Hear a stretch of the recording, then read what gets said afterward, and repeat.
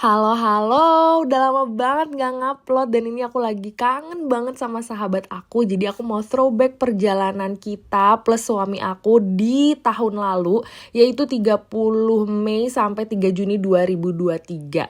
Di mana kita ke 3 tempat. Jadi durasi video 20 menitan lumayan lah ya, dokumentasi 3 tempat. Gila, ini enak banget sih, parah. Ini beef ramen tapi kayak pho tapi enak. Terus ini apa, Beb?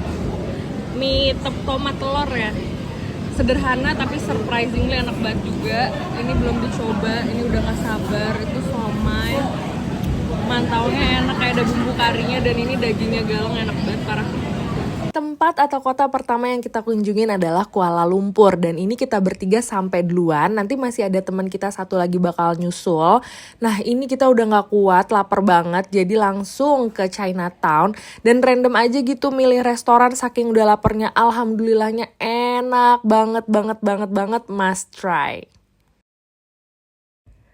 Setelah kenyang, kita muter-muter daerah situ dan kita lihat air mata kucing. Duh, udah penasaran ya, pengen coba karena katanya wajib nih kalau ke Kuala Lumpur nyobain ini. Seinget aku sih rasanya kayak liang teh ya. Nah, ini kita juga cobain kacang dan aku video ini agak jauh karena again, seinget aku kayaknya meletus-meletus gitu deh pas udah mau mateng. Emang susahnya kalau baru didokumentasiinnya setahun kemudian jadi udah agak lupa detailnya ya, mohon maaf. Nah lanjut ini kita ke Airbnb-nya. Oke, ini Airbnb-nya tuh kayak di daerah KLCC gitu ya. Semoga aku gak salah inget. Itu tuh banyak semacam apartemen gitu loh. Dan unitnya banyak disewain jadi Airbnb. Nah seuzonnya aku nih kayaknya penghuni aslinya tuh mungkin kurang nyaman gitu ya. Jadi satpamnya itu kadang suka meriksa, bukan meriksa ya, kayak nanya atau bukan mengintai juga ya, mewaspadai. Nah, mewaspadai unit-unit yang terduga menyewakan kembali untuk menjadi penginapan atau Airbnb. Jadi waktu kita pertama nyampe, itu tuh kita dijemput sama hostnya gitu, pakai mobil. Terus kita naik ke mobilnya dan langsung diantar ke parkiran. Jadi kita ngikut dia gitu, terus naik mobilnya dia sampai ke arah parkiran, ke atas. Nah dia turunin kita di pintu yang istilahnya tuh udah di dalam gedung gitu. Nah jadi kenapa aku ceritain ini panjang lebar itu buat biar kalian gak kaget. Kebetulan karena aku bertiga dan suamiku juga badannya sterek.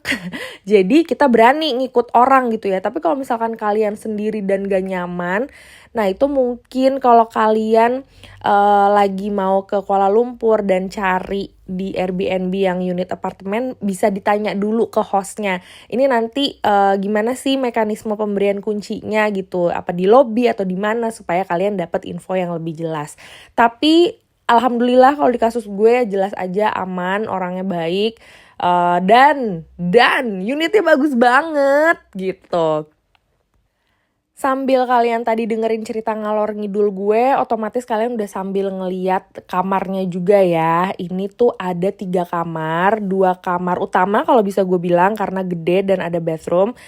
Dan 1 kamar tambahan gitu ya. Jadi kayak si kamar tambahan ini, kamar mandinya connect dengan kamar utama yang satunya. Jadi mungkin cocok untuk yang misalnya punya anak gitu ya. Nah terus yang gue suka tuh dia bersih banget. Itu penting banget buat gue. Dan buat kalian yang pengen view yang indah, ini jelas indah karena view kita ini langsung ke Twin Tower. Cuma emang kita kelihatan yang sebelahnya doang karena kan bener-bener kembar nih ya. Jadi yang belakangnya itu nggak kelihatan gitu loh dari jendela kita. Jadi kelihatan satu kembarannya aja. Tapi itu bener-bener view dari tempat nonton lo gitu. Jadi seru banget. Dan ini harganya kayak 1 jutaan lebih gitu ya. Kayaknya sekarang jadi 1,5. Waktu pas gue belum nyampe 1,5. Tapi ya masih bisa dibilang kepala satu kan ya, satuan, sejutaan gitu. Jadi ini worth it banget, apalagi kalau kalian nginepnya ramean kan bisa dibagi lebih banyak dan pastinya jadi lebih murah. Terus ini deket banget kalau mau ke Twin Tower foto-foto tinggal jalan kaki di tengah kota banget, jadi sangat-sangat oke. Ini adalah Airbnb yang paling gue suka dalam seluruh perjalanan ini. Nanti gue kasih linknya di description box. Nah, gue mau disclaimer dulu, sekalian minta maaf. Gue kan sebenarnya bikin YouTube itu buat dokumentasi pribadi, tapi memang gue publikin karena waktu gue suka ngepost makanan atau hotel di Instagram gue, tuh teman gue kadang suka ada yang nanya lagi gitu, waktu itu lo di mana ya? Nah, even gue udah taruh di highlights, kalau di IG tuh nyarinya susah. Makanya gue coba dokumentasiin perjalanan gue di YouTube sehingga memudahkan gue untuk mencari memori gue sama suami gue atau teman-teman gue. Terus juga kalau ada teman-teman gue yang pengen nanya itu bisa lebih gampang karena kalau di YouTube tuh bisa di search by keyword gitu. Sementara kalau di IG walaupun udah ditaruh highlights itu susah. Tapi ya itu jadinya karena gue bukan full time content creator, gue punya kerjaan. Jadi nguploadnya jarang-jarang. Padahal sebenarnya banyak sih yang seru-seru yang bisa dibagi juga ya. Mungkin berguna buat orang. Tapi again, tolong diambil baik-baiknya aja. Kalau misalnya gue ngasih info kurang lengkap, ya mohon maaf ya, ada kerjaan lain gitu kan. Apalagi untuk soal makanan ya, kayak misalnya ini halal atau enggak, ini harganya berapa. Kayak kalau lo punya prinsip atau dietary tertentu, please do your own research juga. Karena jujur gue makan masih bandel dan berantakan ya. Seperti lo pada lihat juga jilbab gue masih on off, ini malam udah gak kepake. Gue memang masih mencari jalan gue, spiritual journey gue masih panjang. Jadi doain aja dan kalau ada yang jelek gak usah diikutin. Langkah kecil yang bisa gue lakuin menurut gue, itu usaha gue buat belajar gitu ya. Gue harus memaksakan diri di hal-hal tertentu tapi emang ada yang gue masih belum bisa. Jadi please ikutin yang baik-baiknya aja, yang jeleknya gue mohon maaf jangan diikutin. Duh gila, gue kayak ceramah tiba-tiba udah malam aja. Tadi itu kita ke daerah Bukit Bintang gitu loh. Terus makan cimeng, nyobain durian blackthorn, dan ini otomatis foto-foto lah ya di tempat ikonnya. Dan gue sih suka ya di sini karena ada tukang foto itu. Cuma ada juga yang berpikir kalau tukang foto itu bikin gak rapi. Kalau menurut gue sih so far belum ganggu dan membantu dan murah dan lo mendapatkan foto yang bagus ya. Nah ini udah besokan paginya lagi. Kita mau makan nasi. Nasi apa ya? Gue lupa namanya. Nasi wanja. Ya seperti KL pada umumnya ya. Penuh dengan makanan-makanan enak dan sejalan ini di Kampung Baru tuh bener-bener enak banget. Kita habis ini nemuin kayak jajanan pagi juga gitu. Dan ini gue nyoba bayar pakai QR ya.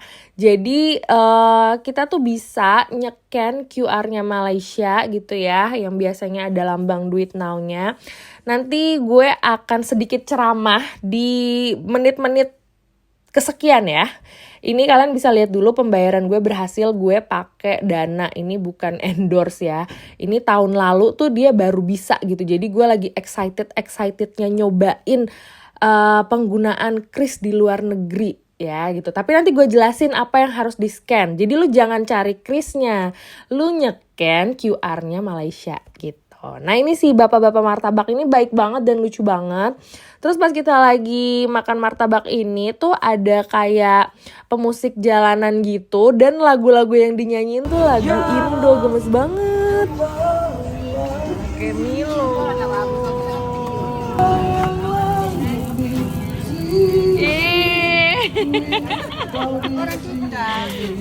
Makasih.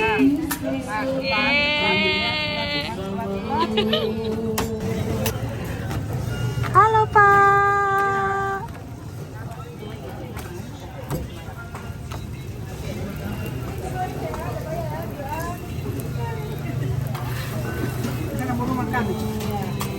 Kosong dua ya. Wah. Ghibli. Oh, ini bagus nih. Sahabat untuk memilikimu, kau terindah, kau selalu terindah. Harus bagaimana ku mengungkapkan.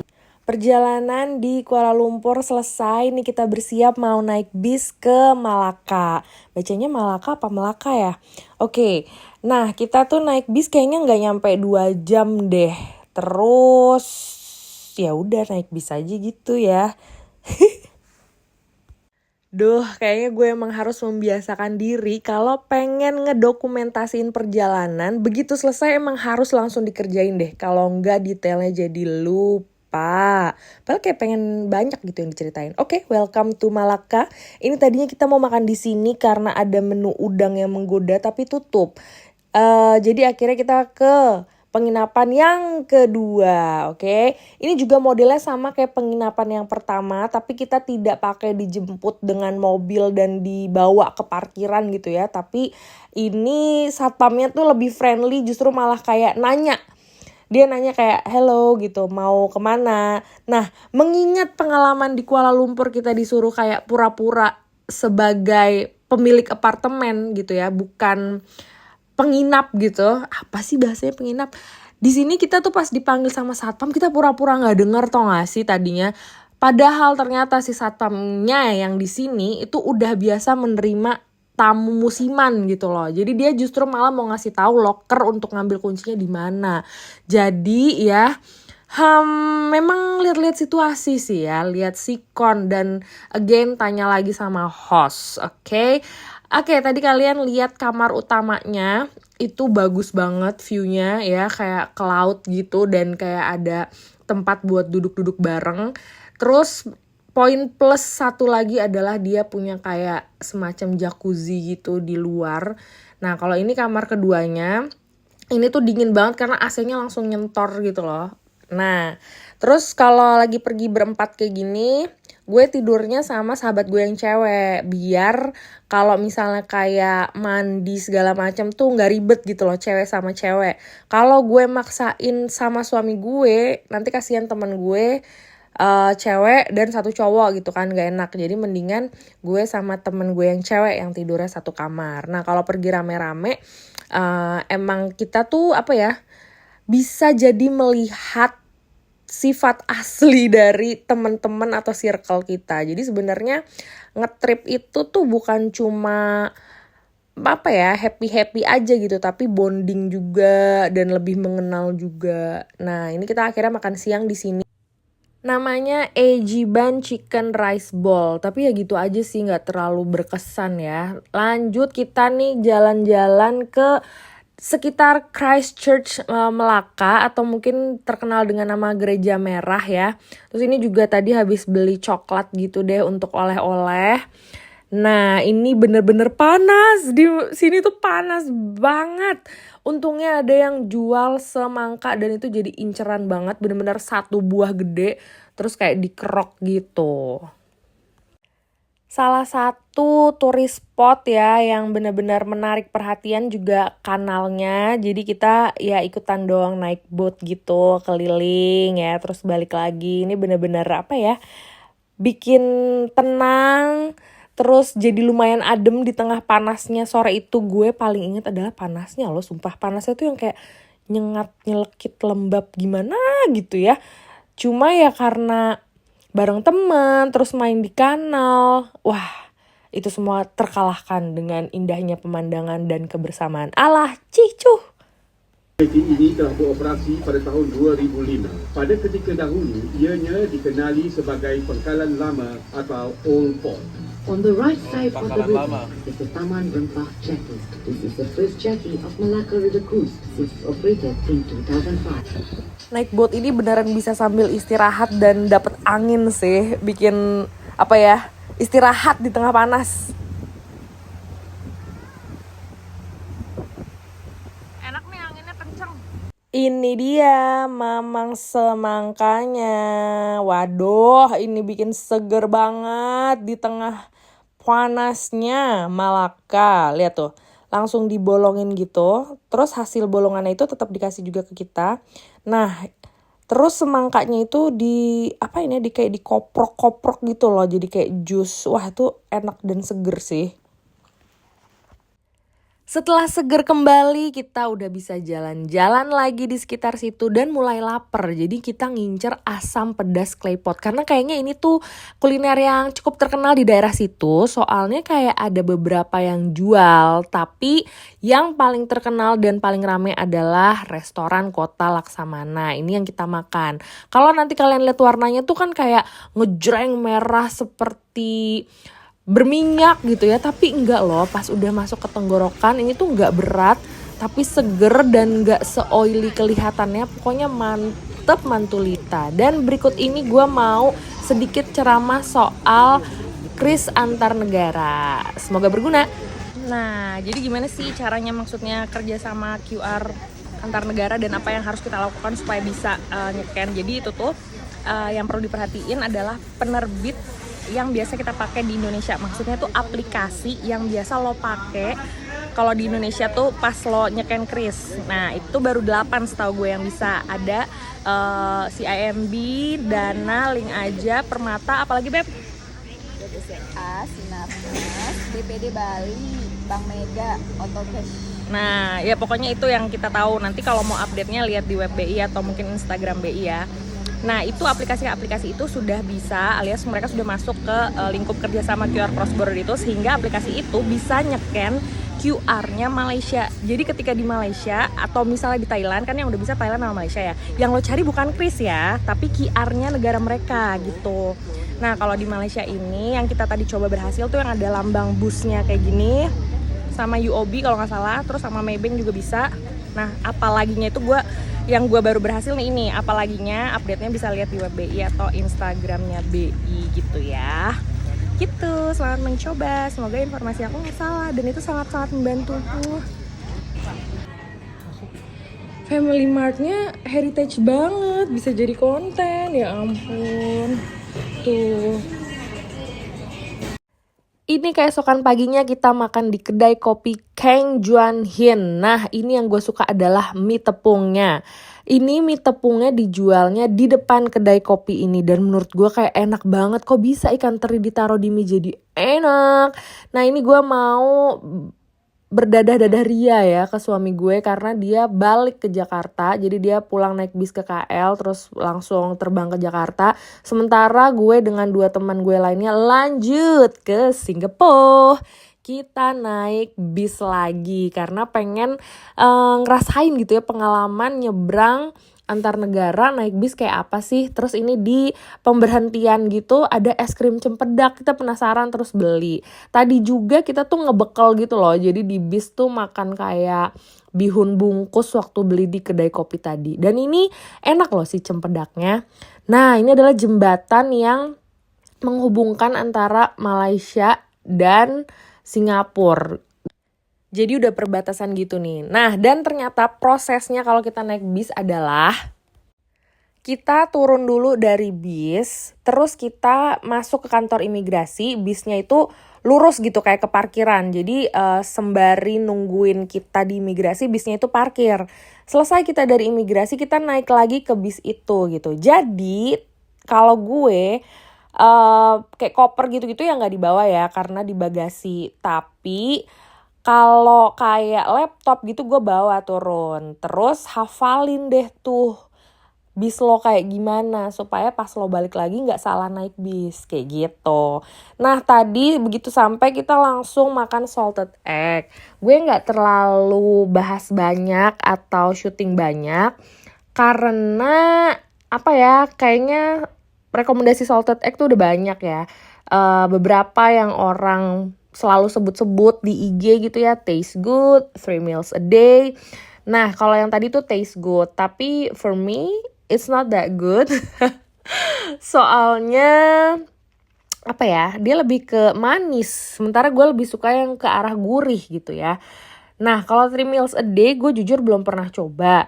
Yang gue pernah coba tapi mungkin gak seterkenal Taste Good sama 3 meals a day di kuping orang Indonesia ya, itu namanya New Station.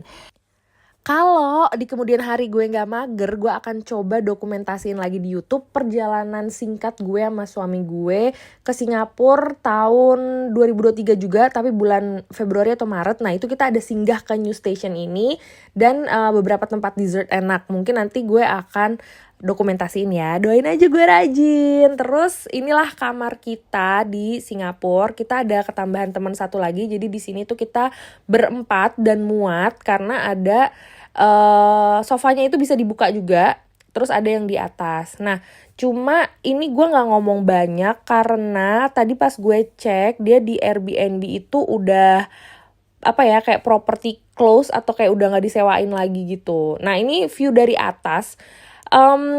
Sebenarnya sih nggak terlalu tinggi, cuma tangganya itu kurang nyaman gitu. Gue pernah nginep yang ala-ala naik tangga gini gitu ya. Flat gue pun sekarang ada tangganya kayak gini, tapi masih lebih manusiawi. Nggak tahu kenapa yang ini tuh berasa agak curam gitu ya. Nah berikut ini adalah gambaran ketika sofanya dibuka sehingga bisa jadi tempat tidur juga. Udah. Yuk, tapi masuk YouTube nggak apa-apa kan? Nggak apa-apa. Ayo.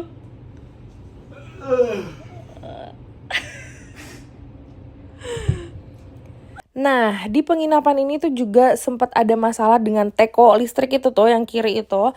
Dia bocor sehingga korslet terus sempat mati lampu sebentar gitu. Jadi ini penginapan yang gue paling gak suka.